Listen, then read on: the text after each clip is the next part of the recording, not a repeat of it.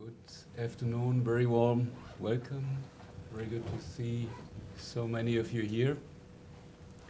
Greece has been rendered as the poster child of a dysfunctional economy, not only as such, but also showing that the European Monetary Union does not work, will never work.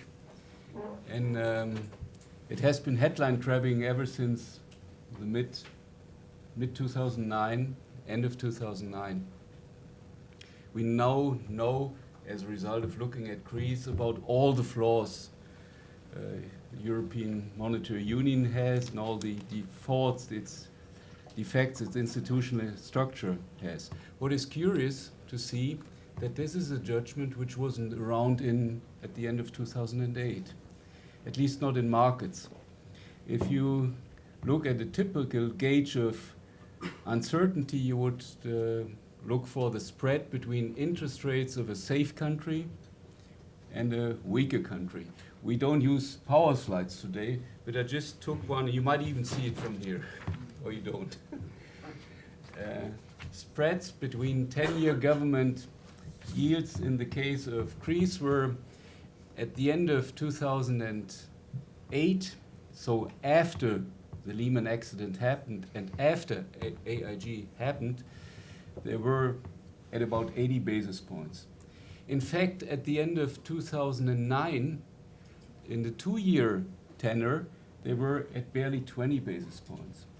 So markets didn't see it happening, and unfortunately, I don't know too many academics who were strongly seeing what was going to happen. And now an unlucky event happens.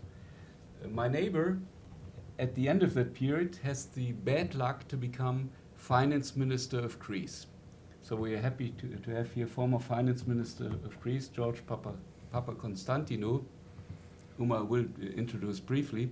He has the bad luck to become finance minister of Greece when data about deficit over GDP at the end of 2009 were supposed to be at about 6%, and he came in and had to go to Brussels, where he used to go to the Economic and Finance Committee, and to tell his colleagues, his at that time 26 colleagues, no, it's 9 point something.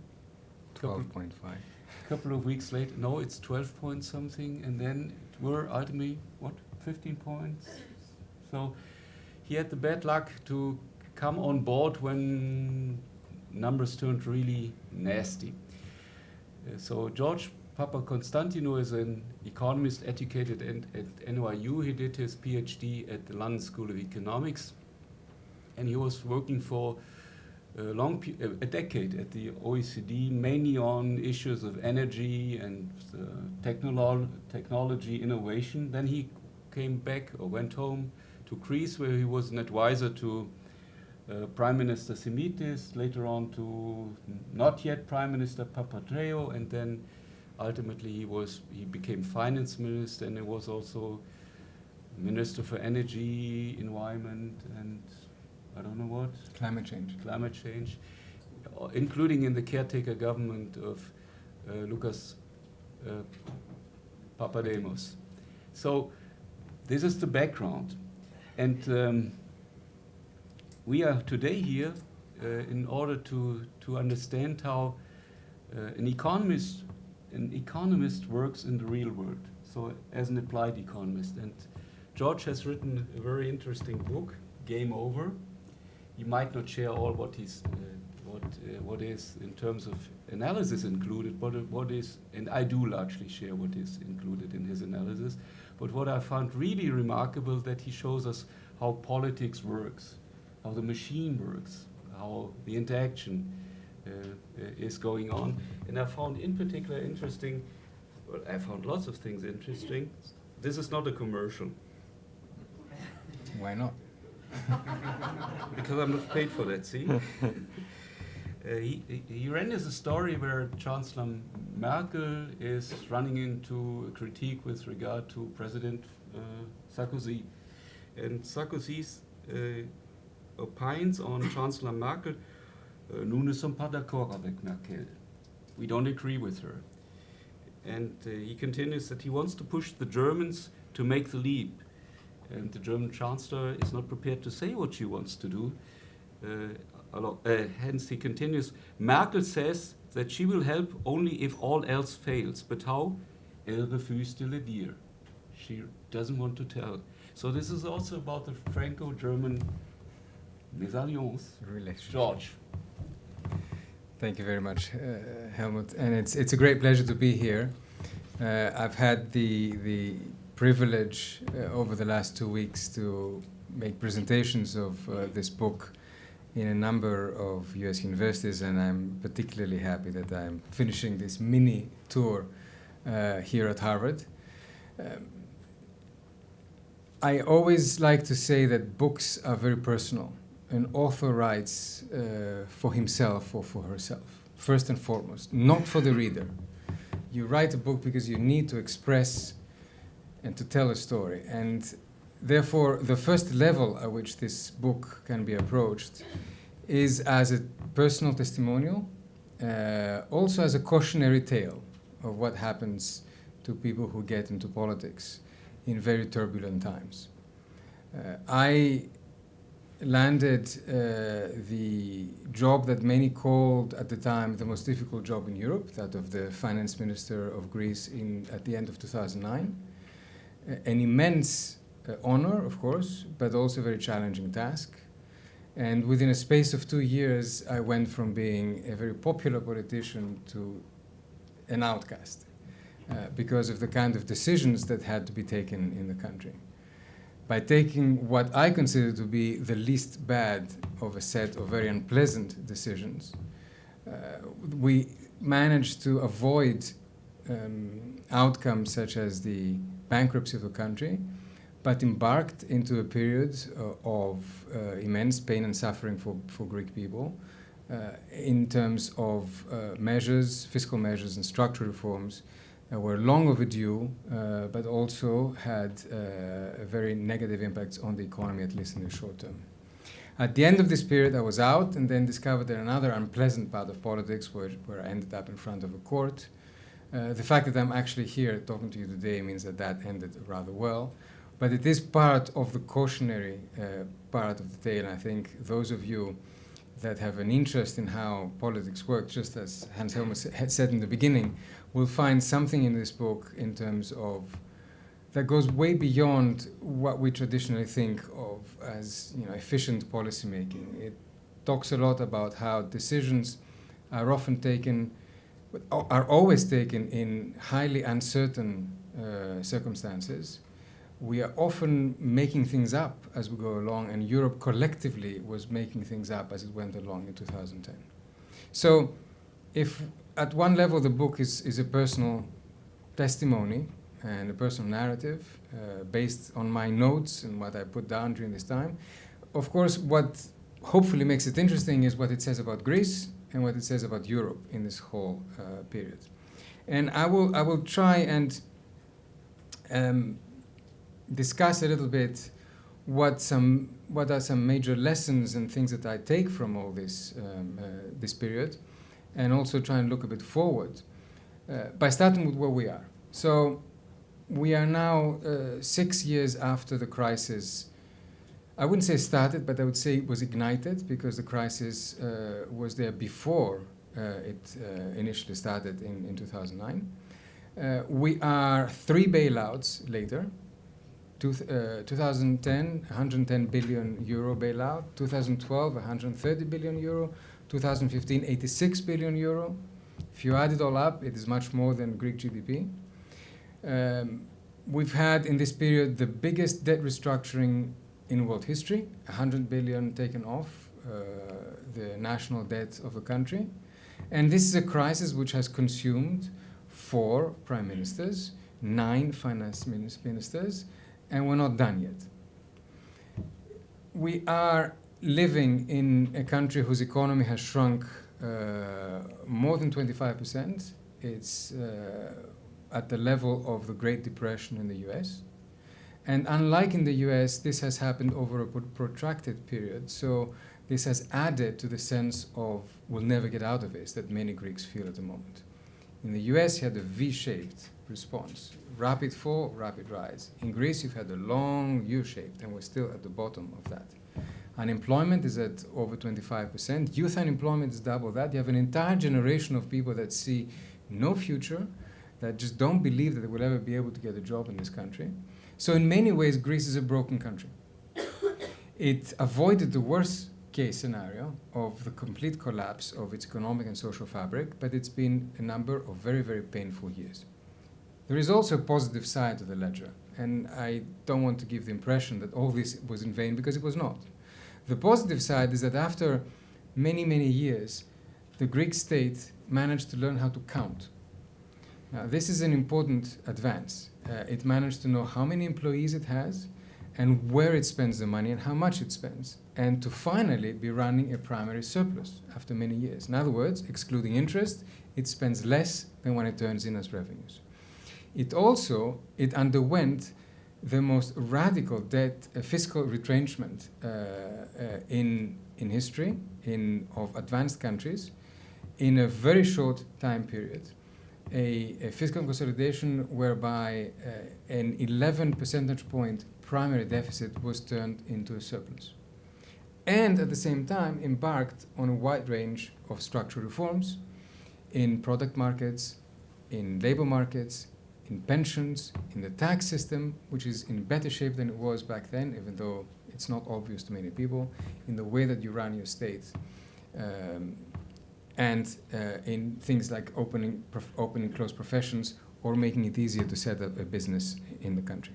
So you can see this as a half empty, a glass which is half full. You can also see it as a glass which is half empty.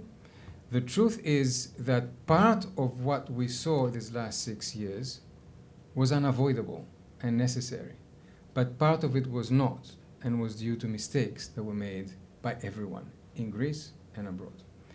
At the same time as Greece went through this, you have a very interesting evolution in Europe. In 2009, European policymakers were caught like a deer in the headlights. A decade earlier, they had made a huge advance of creating a common currency, but a very faulty construction at that. They knew that at the time. If you go back and look at some interviews of people, they will tell you, yes, we know that this is very far from what an economist would call the kind of characteristics that would define an optimal currency area. However, it was the only way to create it, and we would correct it as we went along. Unfortunately, after we created it, pretty much everyone fell asleep at the wheel. Policymakers were happy with the fact that interest rates had dropped, lending costs were down, and things were running reasonably smoothly. And they were comforted in this view of the world by the fact that the markets were completely oblivious to the fact that within the Eurozone, different countries should have different degrees of risk, despite the fact they share a common currency, if they have different economic characteristics. And as Hans Helmut said in the beginning, we're perfectly content to be lending to Greece at 20, 30 basis points above Germany for the 10-year government bond. A clearly unsustainable situation. Credit rating agencies were happy giving Greece very high ratings. These are the same guys that in 2008 or 2007 were giving Enron top marks a few days before it collapsed. So perhaps we shouldn't be surprised. And then when the crisis hit, they quickly compensated by successive downgrades, which made a very difficult situation even worse. So we come in at that time, we find a situation of a triple deficit, a huge fiscal deficit, which ended up to be 16%. We didn't know it was that much at the time, we thought it was 12. A competitiveness deficit with an external account that in 2008 was 15%. And perhaps the most damning of all, a credibility deficit, given the fact that the previous government had actually lied about the fiscal data, the statistics, to our European partners. And you have an initial period of 6 months where you basically try to take advantage of the window of opportunity as it very rapidly closes, continue borrowing in the market, and try to convince our European partners that it's not just a question of additional fiscal measures and more austerity. What was really required was a backstop. Something that the US had understood much earlier, having lived through Lehman, and something that the US administration was pushing from the beginning quite forcefully with its European partners. However, this realization took a long time to settle in. And part of the reason why it took a long time is because of different European traditions and the fact that at the time, and today unfortunately as well, Europe is not an efficient decision-making mechanism, has moved away from the idea of a community approach and has moved to intergovernmental relations where certain countries that are stronger than the others pretty much set the tune. And as I often say it in a slightly simplistic way, nothing gets decided until somebody in Berlin makes a decision. And in those first 6 months, there was a lot of dithering, a lot of delay, which made inevitable a bailout. The first bailout started going reasonably well. Then there was a decision which, to my mind, is a watershed in the crisis, which is the Deauville decision at the end of 2010. Deauville is a beautiful seaside town in Normandy, in France, and it was where the German Chancellor and the French President made a decision which was with unintended consequences. Its premise was correct. Taxpayers should not be the only ones to bear the cost of bailouts. Banks should also pay. They were irresponsible in lending. They have to pay the consequences. Check. Correct. We all agree with this. There should be a permanent mechanism to support countries in trouble. We all agree with this. Not everyone, but most agree with this. And in order for countries to be able to take advantage of that mechanism, they have to have sustainable debt, because otherwise you're just throwing money into a black hole.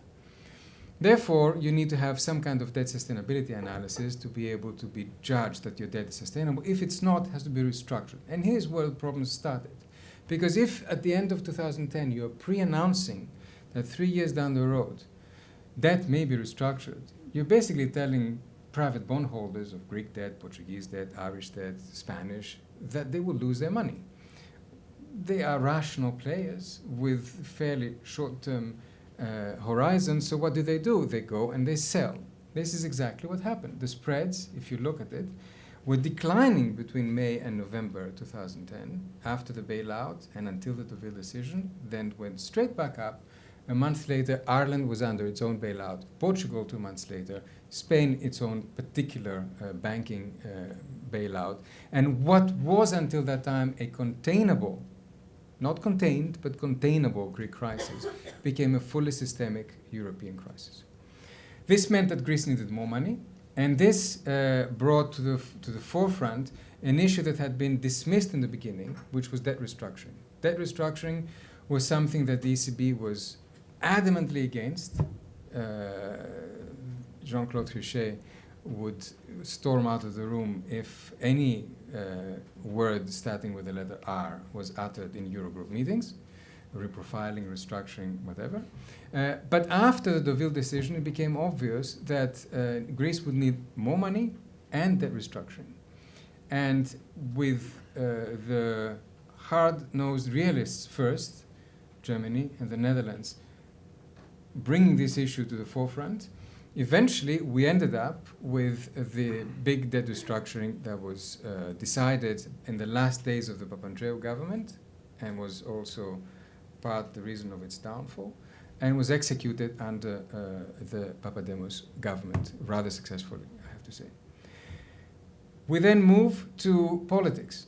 And politics is the fact that when you are running an extremely restrictive economic policy and the opposition pretends that there are alternatives that are painless, then at some point populists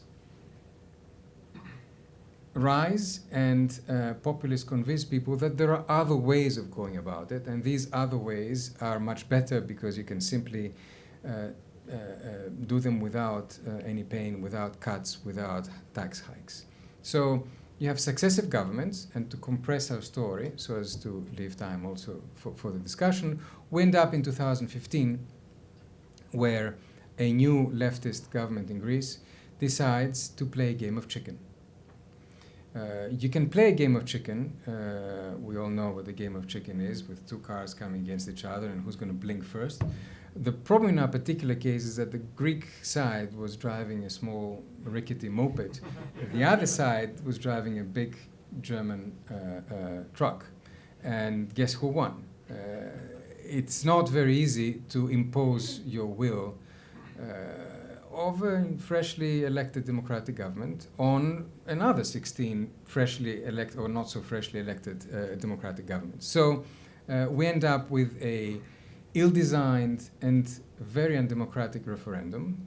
People are given a week to make a decision between a yes, which was a proposal that was no longer on the table, and a no, which was everything from I don't like any of this to I want out of the euro to I want a better deal. And a week later, that is completely reversed as the Prime Minister faces the abyss and realizes that it's one step to exiting. We are now a year and a half since that. Some progress has been made. And for me, it is time to, with a lot of problems remaining, and problems also relating to the functioning of the state and certain authoritarian tendencies, but this is perhaps a different story.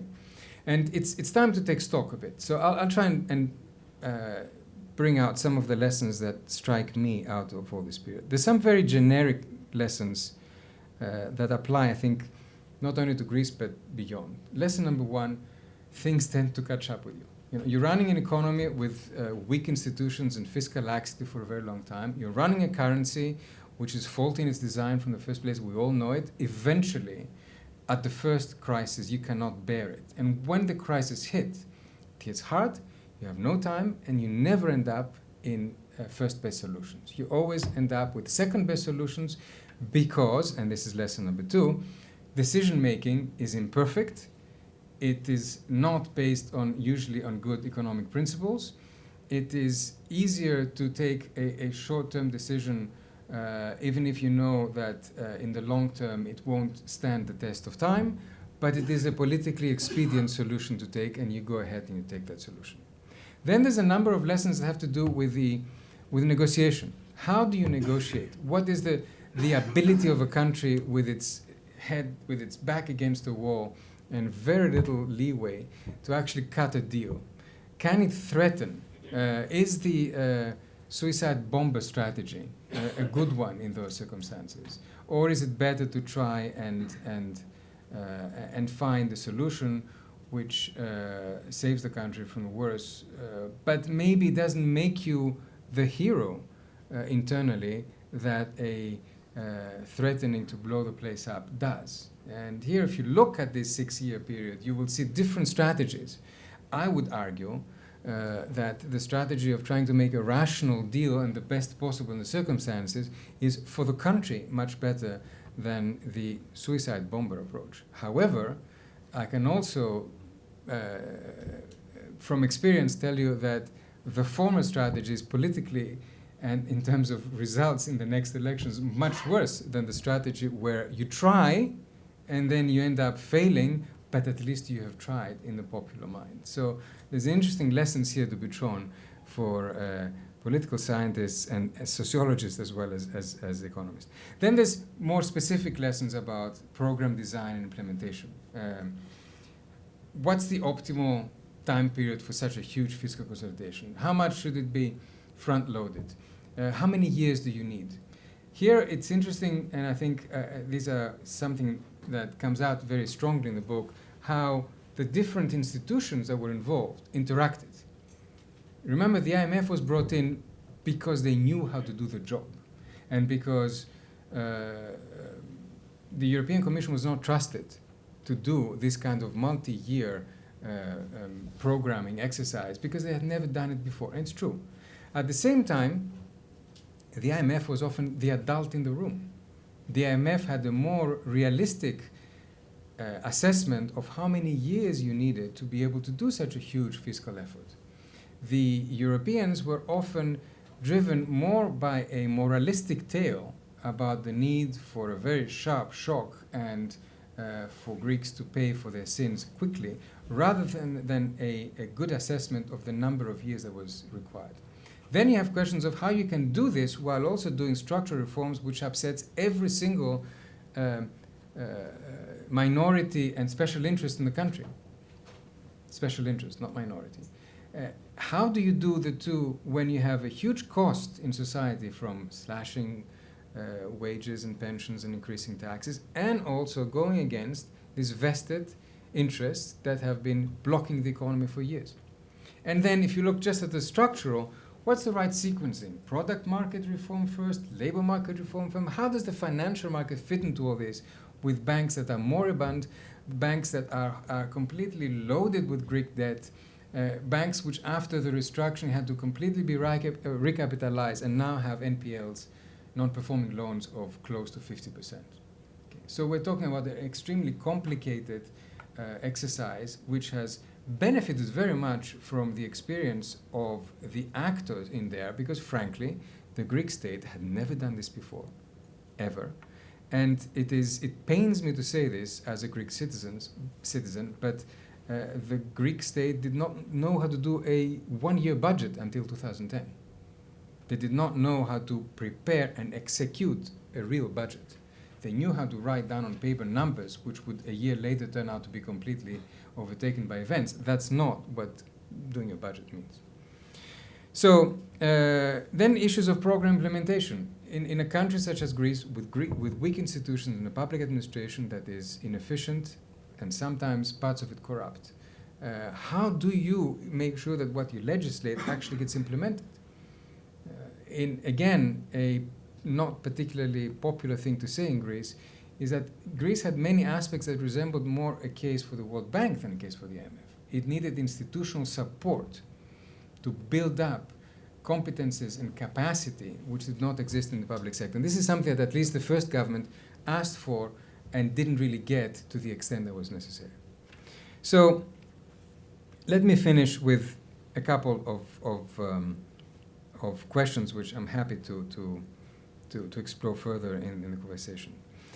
There's a lot of ex post analysis of the 6 years happening.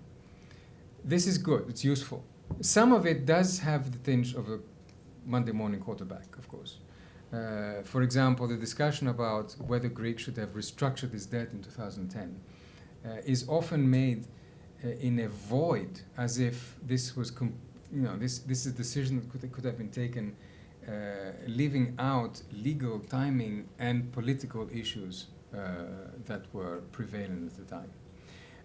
Then there is a question which is very close to my heart, which is what's so different in Greece compared with other countries? Why was Greece the first to get the bailout and the only one to still be in the bailout? Why is it that Portugal and Ireland and Cyprus came in after us and got out before us? We need to get an answer to this, and I'm happy to suggest certain elements of that answer. But to my mind, to get out of the crisis, we need to first figure out why we got into the crisis in the first place. And therefore, the kind of self-awareness that a country needs to move forward requires a solid understanding of the main problems that it was facing. Because unfortunately, denial still exists. If you pose, and this is exemplified by the current prosecution of the ex-statistics chief, who actually came in and fixed the figures for allegedly inflating the deficit and bringing in the IMF, which is a story that to anyone outside the country is one coming from a parallel universe, but which in the local environment, politically, is very convenient because it keeps alive this narrative that, well, things weren't that bad were it not for these people who came in, did the wrong things, brought in the IMF, and everything is the result of that. So until and unless we actually look ourselves in the mirror and accept our own failings, and then address the failings also, because there's plenty of blame to go around, the failings also in the rest of Europe and the European institutions that were unprepared for the kind of situation we develop, we're not going to be able to move forward. Last point. What now? There is a holy grail, and that's called debt relief. If you look at the debt structure, it is one with longer periods of repayment and shorter annual cost than in most other European countries. It is, however, one with a very high headline figure, 170+%, and it is clear that in the medium term it is a problem, both in terms of the capacity of the country to repay it, and also in terms of instilling confidence building for investors to come into the country. So there is no question, to my mind at least, that any solution for Greece needs to go through some measure of debt relief, not necessarily nominal cut, because that will never fly, but lower, pegging the interest rate, longer repayment periods, a bigger grace period for loans, and lower targets for primary surpluses. In the first bailout, the target was 6% of GDP. We're now at 3.5%, but actually the IMF is suggesting 1.5%. This is all necessary, it's not sufficient.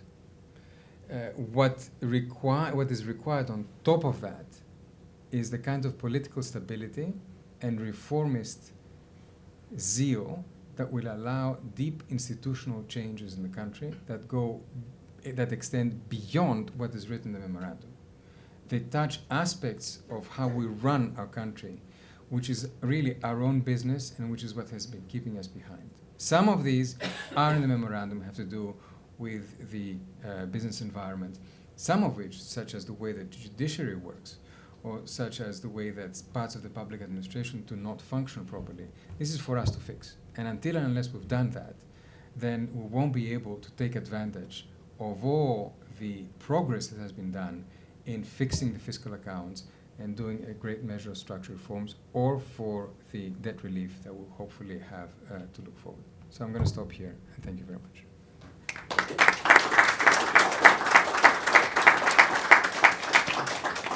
Thank you very much, George. If I was forced to summarize what you said in 5 sections, the first was starting at the wrong place.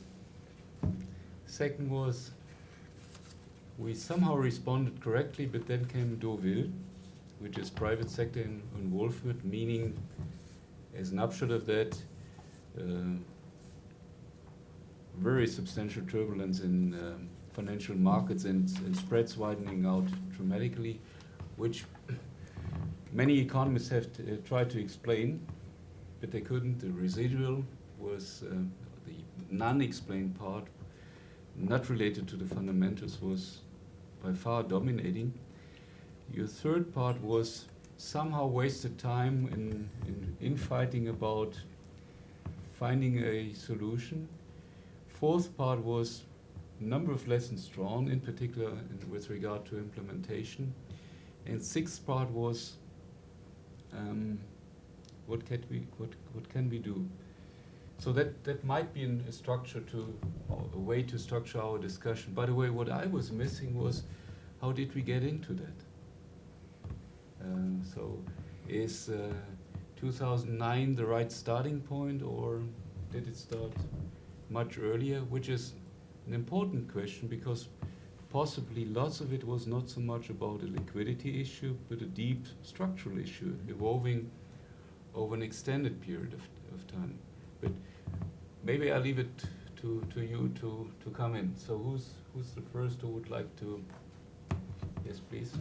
Hi, my name is Christian Feld. I'm a Newman Fellow here at Harvard. And before coming here, I was a TV correspondent for German TV based in Brussels, so I had my fair share of bailout talks.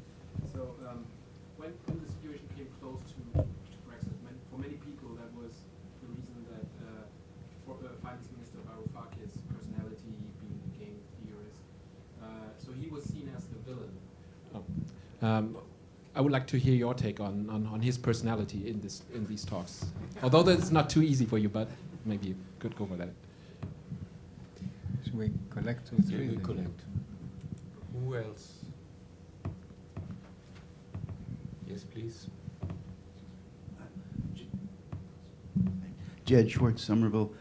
Would you agree that that large, with a brief account, that large amounts of overspending and debt were built up, attempts to sell Greek Eurobonds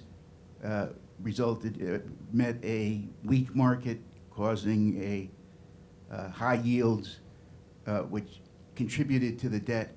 What then, I mean, if this is true, I mean, if this is a substantially true account, what then can be done to improve the market for Greek Eurobonds in the informal international economy? That is to say, I mean, could corporate groups be convinced to move to Greece? And would that help? Sorry, may you briefly introduce who you are? My name is Nilgün Gökgör. I'm a development economist and state-owned enterprise expert. I mostly work with the IMF. And I was not fortunate to work with the IMF in Greece because I was told of my Turkish origin they would not like to hear from me. And I worked just for the IMF in all other places in Eastern Europe, but not Greece. My question to you is, can you tell us exactly, to your knowledge, the state of the state-owned enterprises and their deficits, poor financial performance, how much they contributed to the problem, and how come the international community has not adequately addressed it? It was not properly in the agenda, either in the media. Yeah, of course, EU has no knowledge of state-owned enterprises. It's only the World Bank and the IMF. But the IMF has to deal with so many other things. They didn't look adequately on the state-owned enterprise, the performance of the state-owned enterprises, and the fiscal risks arising from the poor performance of the state-owned infrastructure enterprises. Thank you. All right, let me take this first round of comments. The right negotiation strategy. Let me start with yours, and help. I mean, I do hope that the book, for those of you that will look at it, and there are some few copies available in the back for those of you that would like to get them. To buy them. To buy them, yes, thank you. So I do hope, I do hope that I do not give the impression that it was all due to the fiscal derailment of the last couple of years. Okay? Because that would, I do think that the last 5 years were particularly bad, but it was fiscal derailment built on a very unsound situation that has its roots a couple of decades back, that has its roots in a clientelist state, that has its root in a not fully funded pension system, in a government that basically expanded the public sector. Both parties, my party was also has a big part. My ex-party had a because I'm no longer in politics. Remember, has a big part of that responsibility. So I think that, and certainly when it comes to the external deficit, the competitiveness deficit, this is a longer-term structural deficiency of the Greek economy which was never addressed. We had a production and consumption model whereby we simply borrowed and bought inputs. And export base was very, very small. We never helped it grow. And the economic fabric was dominated by micro enterprises with huge markups selling imported goods. I mean, how far can that go? Okay, and so that was the ground on which the fiscal derailment of the last 5 years, and especially the last 2 years, came on top. Mr. V. Now, don't get me started there, because I think that at the end of the day, it's not a question of one person. I think that I am on record a number of times in my opinion on the negotiating strategy and how personality comes before the national interest. So But I do think that he was simply expressing, and I do think, for example, that when you sit next to the German finance minister, the best negotiating strategy is not to invoke the past of Germany. It's just not going to get you very far. There are ways of doing these things, and that was not it. But he was expressing a belief which went beyond him. He was simply executing a strategy which is a strategy of the governing party. So to actually blame him only because of the start, and it's because it's very easy, leaves aside the nature of the government that came to power. And here I have a beef, if you like, forgive the expression, with a number of US progressive academics who looked upon the phenomenon, saw the anti-austerity rhetoric, and kind of subsumed it into their own theory of Austerians versus non-Austerians, and saw this as the poster child of revolt in Europe against German dominance. Okay? They failed to see that this is not a normal kind of left-of-center party. This is a party which came out of the anti-globalization movement, and which we have discovered, but some of us were saying this up front, early on, some extreme authoritarian tendencies, with currently attempts to muzzle the press and control the judiciary, the likes of which we have never seen before. So that was completely lost on commentators from abroad, who simply liked the fact that somebody was actually trying to change the dominant economic policy in Europe. And frankly, part of what their platform was in the beginning of 2015, meaning debt relief and lower primary surpluses, we were all in agreement. You just can't get those if you also say that you're going to rip out the referendum and sing a tune and the markets will dance to the tune, because they don't.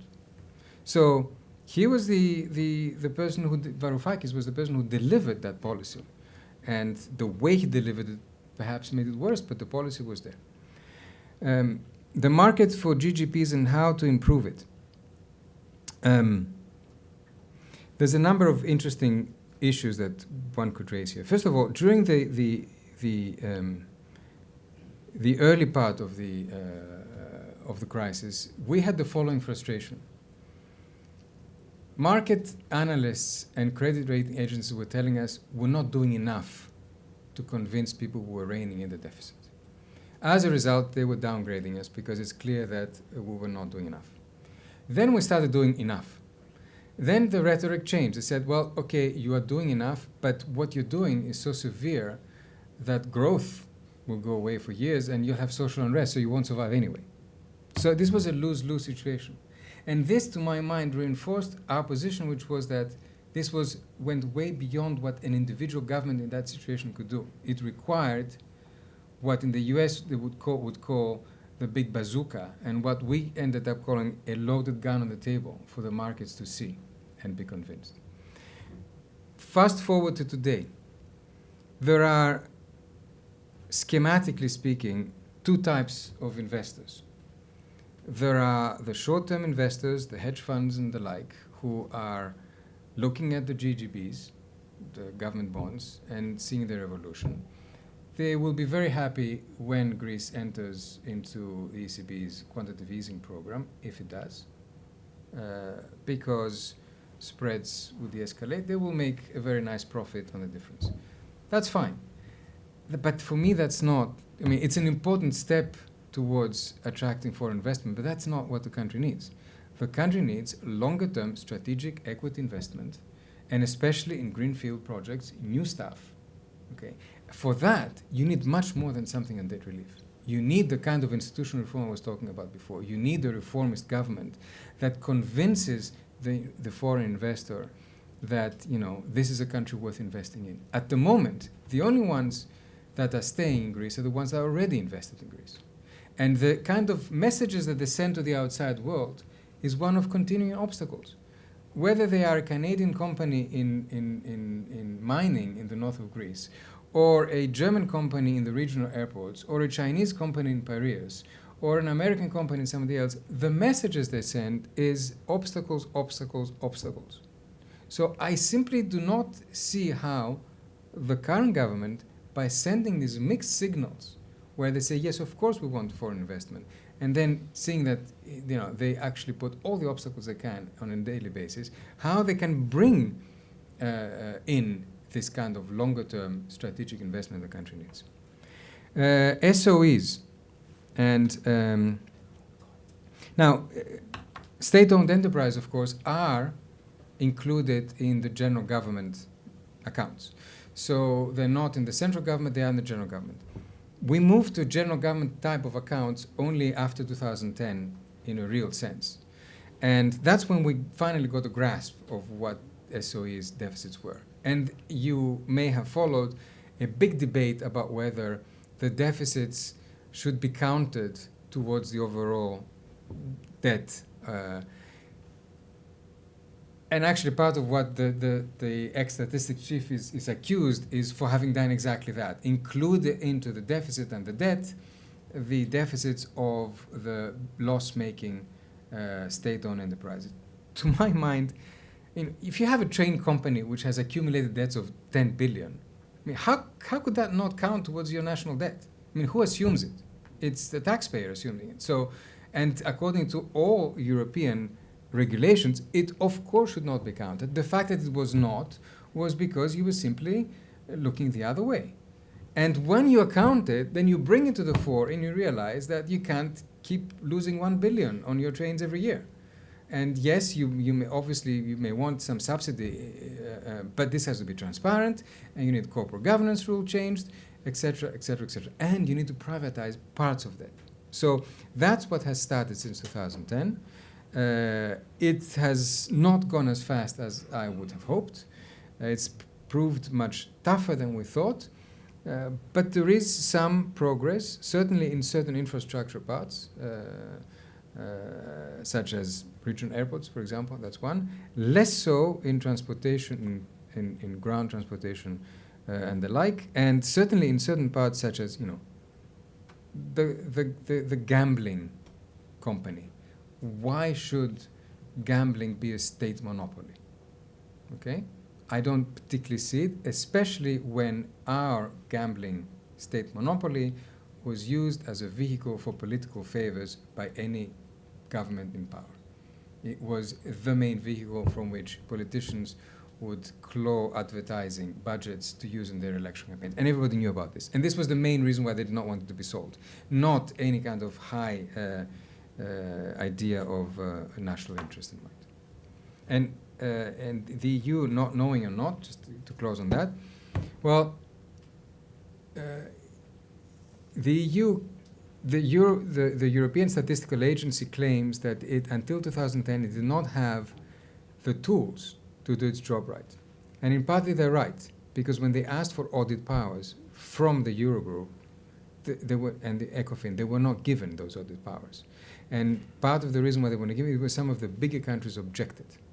If they had been given the audit powers, which they were given in 2010, then perhaps they might have been able to see earlier some of the what was going on.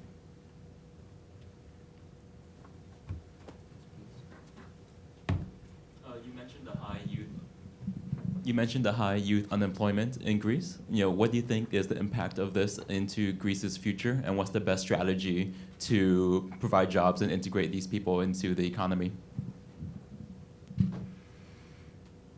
Any other easy questions?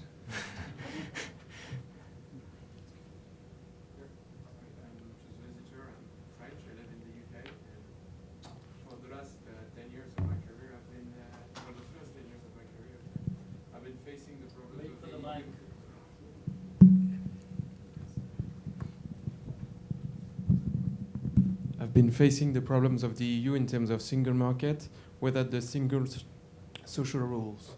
So what is the role to you? Because you mentioned, for instance, regional airports. I work in aviation. What's the role of the EU in the problem of regenerating revenue in the country? Because the reforms in terms of fiscal policies is one thing, but you need to generate the revenue in the first place.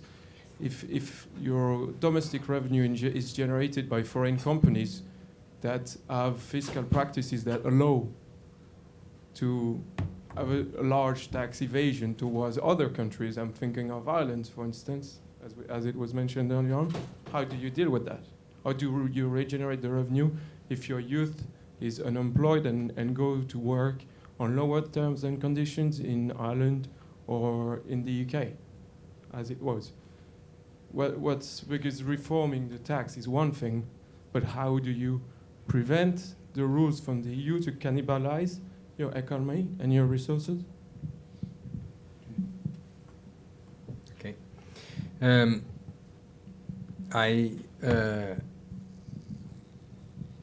When I present my book in different parts of Greece, I usually do it in bookstores around the country, and there's a nice crowd that usually comes, people of all ages. Not sort of it's not a university environment; it's a bookshop. So, and there's a number of young people, which I find very nice. And I often get this young person getting up who says to me, "Give me one reason why I should not leave the country."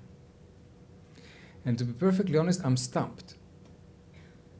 Because it's not much that you can, in the short term, promise someone like that.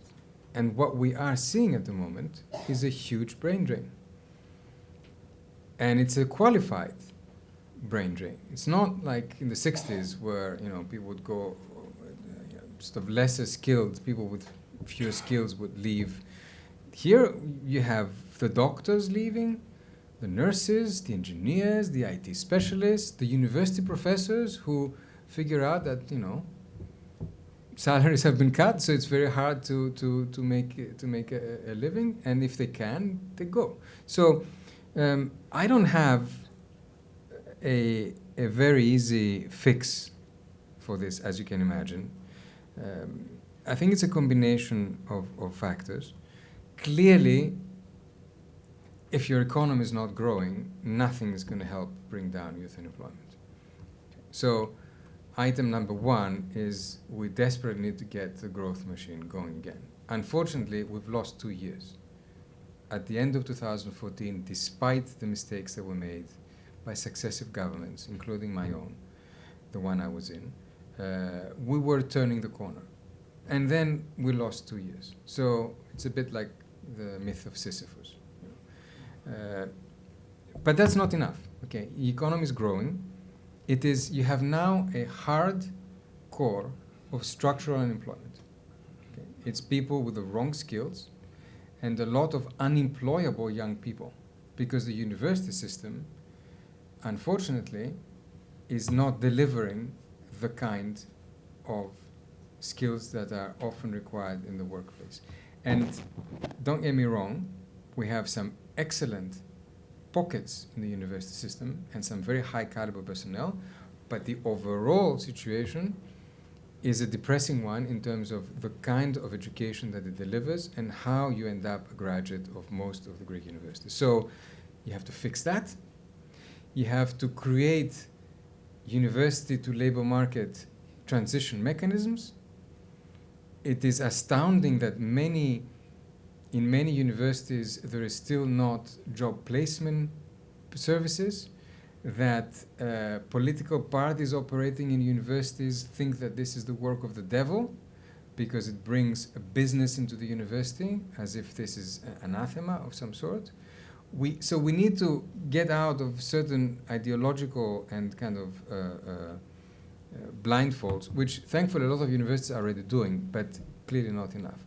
Then you need an active labor market policy, which has to recognize that you need a more flexible labor market. And those of us in Europe often look at the Danish model as being an interesting one.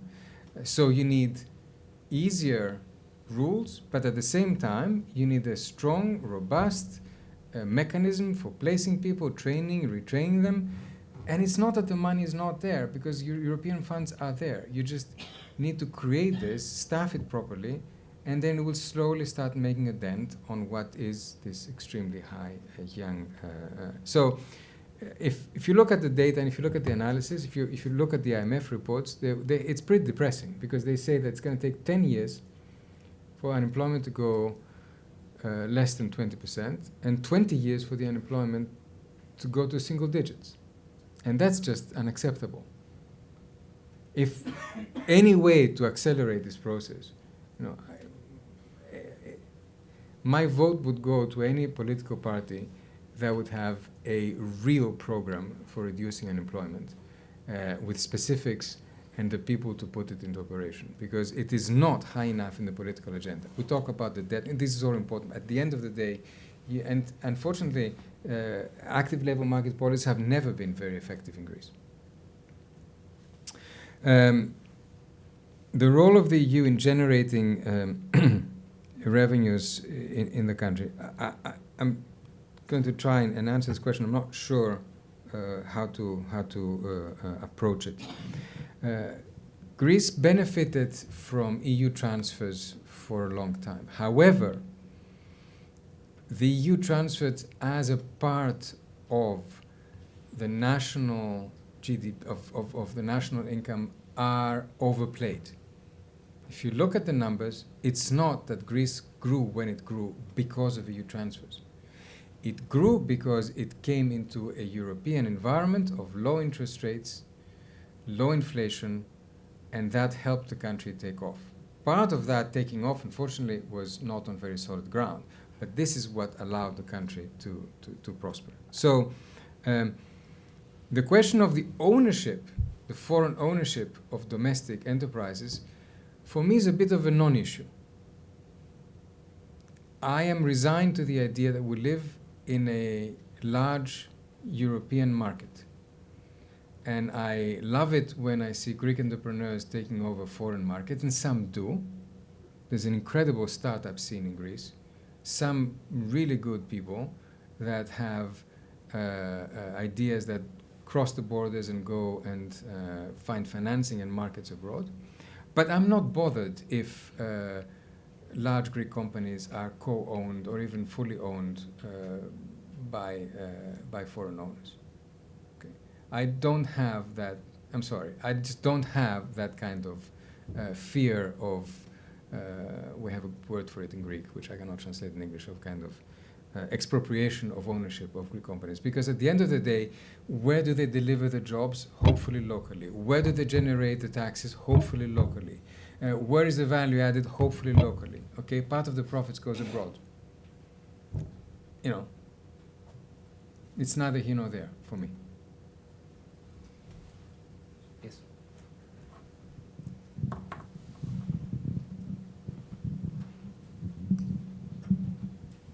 My name is Søren Sadislev. I'm a political scientist and a visiting researcher here at the center.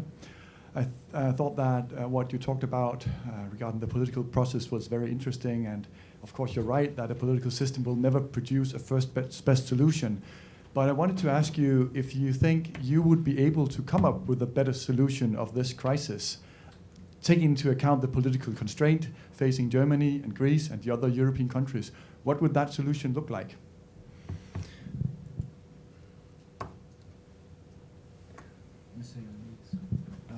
I'm George Ironis. I'm a professor of physics at the University of Crete, and it so happens I'm visiting here. You mentioned that Varoufakis was executing the policy of the first phase of Syriza in Greece. What about after the first election? What is the current economic policy of that government as executed by the new finance minister, and how is this in tune or out of tune with previous policies, including yours? Yeah, okay. The what if depends how far back you want me to go, because you know, if some repair had started in 2007, for example, maybe would have avoided the crash and would have a softer landing in 2009. If in the early 2010 we could have convinced the German domestic political debate, if the government in Germany at the end of 2009 had repeated what the finance minister in the early 2009, of actually the same coalition government but belonging to a different political party, to actually make a statement as he did back then, that don't worry, we're here for Greece, maybe that would have kept the market a bit more at bay.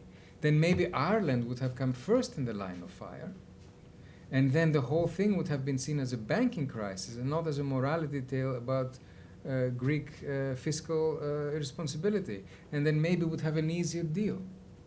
Okay, if the hotel room in New York episode had not happened, and Strauss-Kahn had managed to convince Europe to move faster with debt restructuring, maybe would have not had such a deep recession. So there's so many ifs along the way. I mean,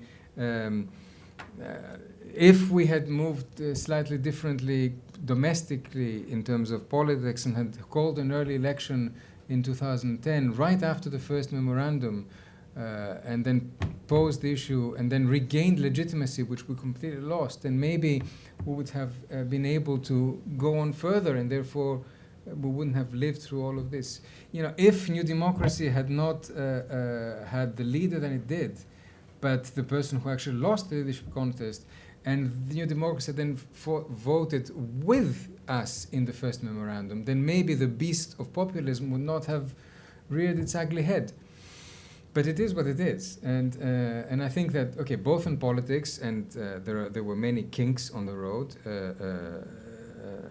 I have to say though, because the book has a lot of criticism of how we handle things, has a lot of criticism about how our allies handle this, has a lot of criticism about Germany. I have to say though a few things, because one has to be fair.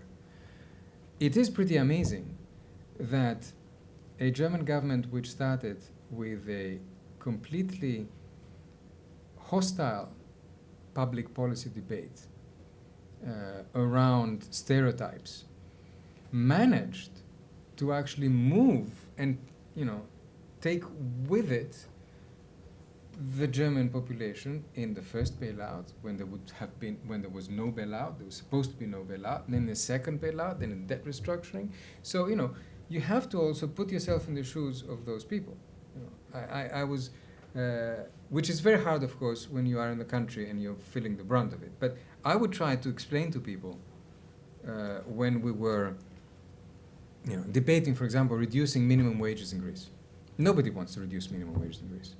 We also happen to have a minimum wage that was higher than the one in Portugal. Portugal has a lower GDP per capita than Greece. Okay, but we had a higher minimum wage than Portugal. And I would sort of argue why maybe it didn't make economic sense for the program to reduce minimum wages in a country that was already in trouble, etc. And then I would have the Estonian minister get up and say, well, sorry, but our minimum wage is 1/3 of yours. And we're actually lending you money. Okay.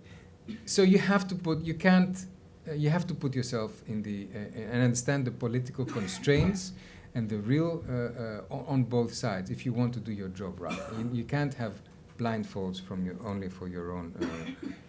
Now,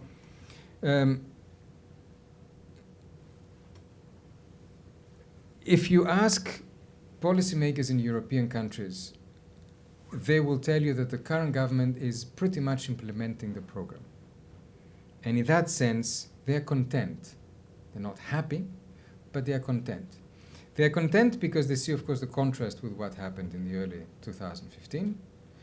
And now they see somebody who signed the memorandum and is doing... but there's something underneath that which bothers me deeply, which is that there's this fatigue about Greece. Okay? And this fatigue means that people are happy to let Greece rot in its little corner without taking the radical decisions that will let it get out of the morass. Okay? That's very dangerous for the country. And in that sense, even though I do see that we tick the boxes with delay, with a lot of grandstanding, okay, we tick the boxes, yes, more taxes, yes, this. We're not doing what really is required to do, because what we're doing is we're continuing a policy of overtaxing the economy, and we're not advancing fast enough in the kind of structural reforms that could potentially change the economic environment. All these programs are based on two countervailing forces. The fiscal consolidation clearly is, reduces demand and is depressive. And this is supposed to be compensated by the increase in confidence as investment flows in. We've done that very well. This, not so. And this government is continuing that policy in a more extreme fashion. Many people think that the first bailout was too much on the revenues and taxes and too little on expenditures. Actually, if you look at the numbers, it was 60-40. 60 expenditures, 40. Should it have been even more on expenditure cuts? Maybe, but it was more on the expenditures, less on the revenues. The second bailout was already more on the revenues and expenditure, and the third is overwhelmingly on the taxes side. That's lopsided on an economy which is overtaxed, and where, because of continuing tax evasion issues, compliance has gone down, even though the system is better than it used to be. The revenues, to generate additional revenues, you have to tax the people that you're already taxing. Okay, so I cannot be content, and I cannot give a vote of confidence, to the extent anyone asks me to, on what is going on at the moment, because they are following the letter of certain aspects of the program, but not the kind of hard work that needs to be done. And the reason why is because they actually don't believe in it. Ownership issues have always been a problem with successive Greek governments throughout this crisis. But what we're seeing here is unique. You have a government and ministers that openly say, we don't believe any of this. We don't want to do any of this. We'll just have to do it because there's no other option. Okay. Now, if you say this on everything that you're doing, then you're not very convincing to the outside world, even though you are no longer in danger of bringing the house down, and therefore they're content to let you be in your little corner. But that doesn't get Greece out of this problem. The lady there, and then you. Hi, I'm Victoria Lee. I'm a student at the Kennedy School. I was wondering if you could say something about the negotiation strategy with the EU and how you manage that with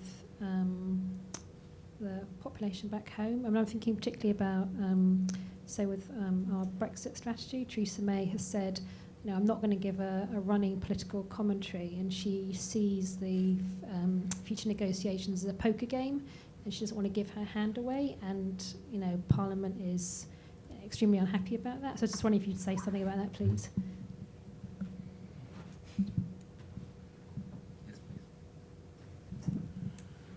So you were talking about taxes, and it's traditionally all melded together. That is low-end taxes, high-end taxes. What is the situation with high-end taxes, particularly in terms of how much revenue would you estimate is being lost to the government because of corporate high-end tax evasion through the use of tax havens? And if it's a considerable amount, as I suspect, have you thought at all about the possibility of developing an international legal convention attacking the tax haven prerogatives? Okay. I always thought in the middle of the negotiations that you shouldn't be negotiating in plain view. In other words, I disagreed and continue to disagree with the fact that everything is leaked currently by the government. And therefore also the Commission and the IMF also leak everything, okay? So as to have the right leaks and not the wrong leaks. To me, that's terribly destructive for the process. Now, this is a completely different thing to say that you keep your government out of the loop. Obviously, you need to go and discuss. But the actual day-to-day negotiation, how much you're willing to give, how much... You know, we had 3 partners on the opposite side of the table, which had never worked together, which often had different agendas, different priorities, different bases of cognition, put it that way. And frankly, we would often try to play one against the other because we could get something out of it, you know. And if you have everything out of the open, I just don't think you can, I don't think it is an efficient strategy. So I was often attacked for not giving enough information about the negotiation. We managed at the time to have a seal on the day-to-day for the program and for each review on both sides. And I see that this has completely gone up in smoke. And I think this leads to worse outcomes than otherwise. But I do very much believe in a formalized process of informing, consulting, and taking on board Parliament. Even though I also know, I've seen in practice, that a lot of that is often simply playing to the public. Okay, I tried and failed to get cross-country discussion beyond Parliament. When we were preparing a first medium-term fiscal strategy, I tried something which is done in other countries, which is I sent letters to the leaders of all the parties, asking them to nominate an economic expert to come in and discuss the medium-term fiscal strategy. Tell what the target was and see if they could come up with better measures. Only 2 showed up of 5 political parties, and these were the 2 parties that were very small or not in Parliament. Okay. And one of them on the way out said, I really wouldn't want to be in your shoes. And nobody had any suggestions to make, because everybody wanted to keep the ability to be able to denounce it, whereas they knew that 5 + 5 = 10, and if you want 5 to be 4, then the other one has got to be 6. So you've got to come up with something. You can't invent things out of, and certain things that we all think are important, such as taxes, to link to the second question. Revenues from combating tax evasion, you can come up with a number, but the IMF is simply not going to take that number and put it into the program as an estimated revenue. Their attitude is, and unfortunately they were correct, it takes more time than you think, it's harder than you think. We're now going to raise rates, and then if you manage to get 2 billion from combating tax evasion, it'll be a great bonus at the end of the year or at the end of the program. And I have to say that, perhaps not fully, but to a large extent, this was closer to reality than what we were hoping for in the beginning. We had underestimated the difficulties there. Now, turning therefore to the issue of taxes. The question of tax evasion for Greece is a very complicated one, and it is one which, to my mind, extends beyond the high end. Politically, of course, the high end is the one that excites people. But if you look at the numbers, out of a 50 billion tax revenue envelope, only 20% of that is corporate tax. And it's not because we have very low corporate tax rates. We have reasonably high corporate tax rates. Yes, there is some tax evasion there, but a lot of the tax evasion is VAT, which is everywhere, and VAT. And a lot of the tax evasion is also from personal income tax, and it has to do with the fact that a lot of the liberal professions were not declaring any taxes.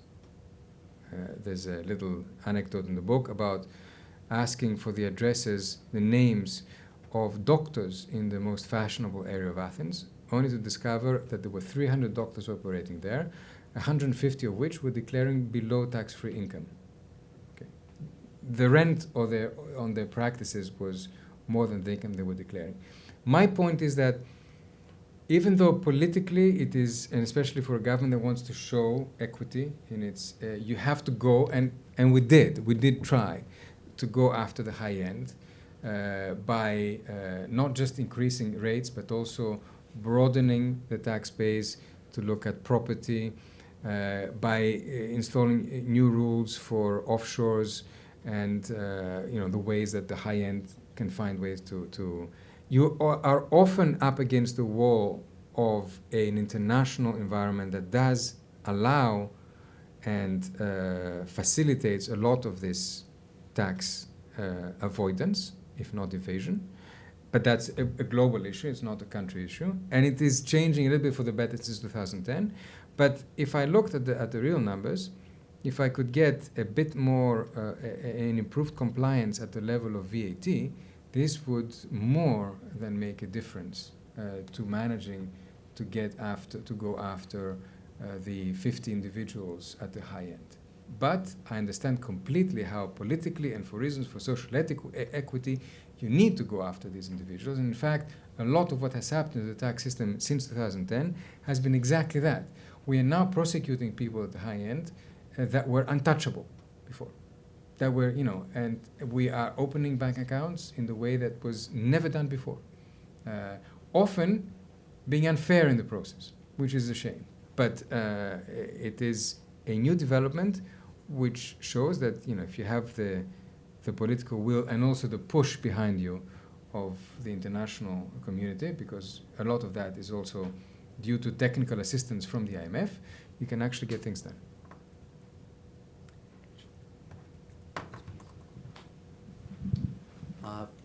I have a couple of questions. Ron Heifetz from Kennedy School. First, I'd like you to answer your first question about why Ireland, Portugal, Italy, Spain, why have they gotten out faster? What's fundamental? Are there fundamental differences in their economic resilience? I thought no one would ever ask. Thank you. And the second question is political. It seems to me that it's very hard to dish out pain in a democracy. And your country is not the first case of a country where popularity goes from 75, 80% to 20% in a short period of time as you continue to have to dish out pain. And as people then look for easy answers and the opposition can continue to present itself as capable of getting a better deal.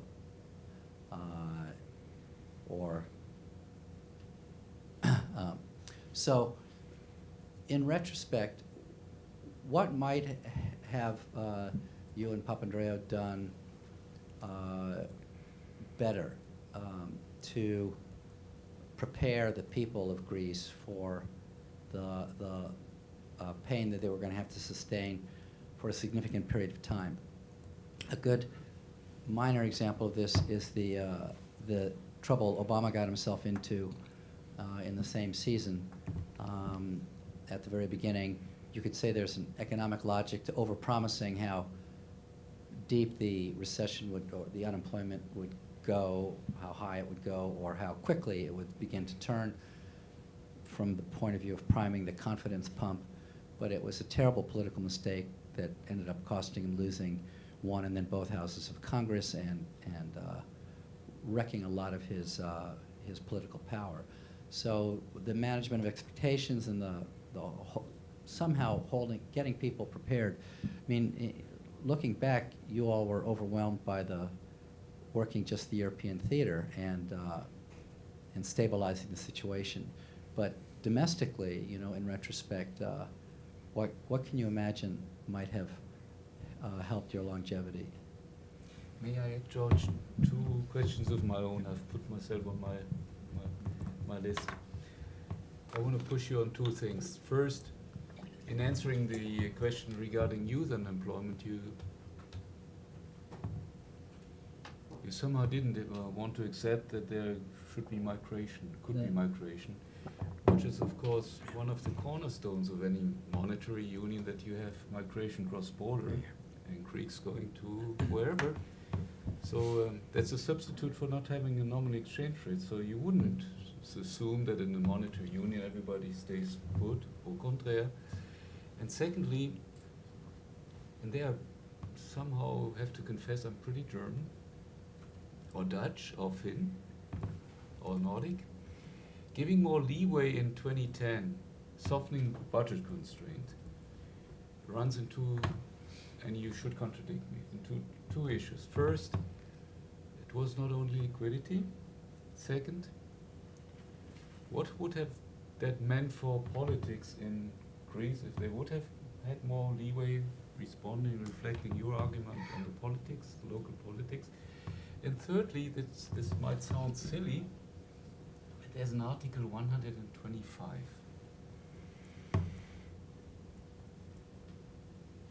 You know that one? The no bailout rule, for those of you. Okay. All right, thank you. Let me take both. Very good question. First of all, what is it what is it that distinguishes Greece compared to those other countries such as Portugal, Ireland, Cyprus? I would say it's four things, and I will rank them after I say them. The first is initial conditions were worse in Greece. Nobody else was starting from such a difficult point. Fiscal, competitiveness, credibility. So that meant that the effort required was necessarily larger, therefore the pain larger, therefore the period larger. That's one. And I think that's an important one. Second, less important, I think, and then I will link it to what Hans Helmut was asking, design flaws in the program. Though those people that say it was the wrong program, I think underestimate the importance of, yes, faults, design flaws, in the final outcome. Okay. Third, were changes in the external environment that made impossible for Greece to exit the markets. And here I would put things such as Deauville, this kind of decisions. And fourth, related to the third, I have five. Fourth, which is related, if you want, those two together, was the whole Grexit talk, which persisted for such a long time that it killed, if you are in danger of having lent in euros but get your money back in a different currency. But it was only 75% probability. Yes, that's right. Hans Helmut reminds me of predictions of major banks that were trying to quantify the... I was amazed about how easily those numbers were flying around, and I was amazed about how asset managers around the world didn't have a clue about how Europe worked. Because if you knew how Europe worked, you kind of knew that the probability of a Grexit is very, very small. Not completely, but it's very, very small. And we were going against the tide of, people being absolutely sure that, the end is nigh. Okay. So, one, bad initial conditions. Two, design flaws in the program. And in that, I also put implementation problems from our side. Fatigue, difficulty, internal political pressures. Three, the external environment, and that includes things like Deauville, but very much Grexit. And fourth, which I think was very important, the internal. We were unique among all these countries to have a totally polarized political system where different political parties could not agree on the basic necessary things that were required. In Portugal, from the very beginning, the two large political parties both agreed on a program. In Ireland, it was pretty much the same thing. In Cyprus, after the first week of kind of semi-revolution, then they all came together. We did not do that. We were just, fighting among ourselves for a very long time until 2012, when it was externally imposed that the main opposition party had to sign on the second program. This gave birth to populism, made it extremely difficult to convince people about the necessity of what we're doing. It was absolutely decimating the program. Okay. So these are my four categories of explanation. Dishing out pain in a democracy is of course, there's a. Let me answer your direct question and then broaden the lens a little bit. What could we have done better to prepare? I don't think that there was a different communication strategy that would have allowed us to completely change the outcome. I do think that there were mistakes made, one of which was giving the impression of promising too much before the elections. I'm using my words because actually if you look at the promise we made, it was a 1% of GDP specific expansionary policy, which was supposed to be counteracted by savings in a number of other expenditures. Okay, that was the theory at least. But we gave the impression that we were going to simply let go. And this was used against us from the minute after we came to power, the famous money is there, to attack us for being, for having made the 180-degree turns and for being liars and hypocrites. And this sapped very quickly our but people forget something else. A few months before the national elections of 2009, there were European Parliament elections. In those, we tried to warn. The response from the then governing party was a series of ads that those of you that are Greek may remember them, centered around green parrots, meaning that we were parroting that the economy was in trouble, whereas the government was saying the economy is doing fine. This is a few months before the collapse. So it's not as if there was a responsible government and an irresponsible opposition that was promising everything. We were trying to warn. Okay, not enough? Yes. In retrospect, not at all enough. If we had been a little bit more careful before, as oppositions tend to not be, it would have been slightly easier. But of course, the broader issue here, which you touch upon, is that there is a narrative which goes beyond Greece here, which is that we are, the voices of populism and the challenge of establishment and fact-based policies and all that. We're seeing it across the globe. We're seeing it in this election. We're seeing it. We saw it in the UK referendum. We're seeing it in Italy. We're seeing it in France. And this, to my mind, is a combination of some real undercurrent global developments. We have to come to terms that globalization and technology together, may be a positive sum game, but not everyone comes out positively out of it. And the ones that do not will have a voice. And coming on top of that is the new media, which I think amplifies those voices and gives platform.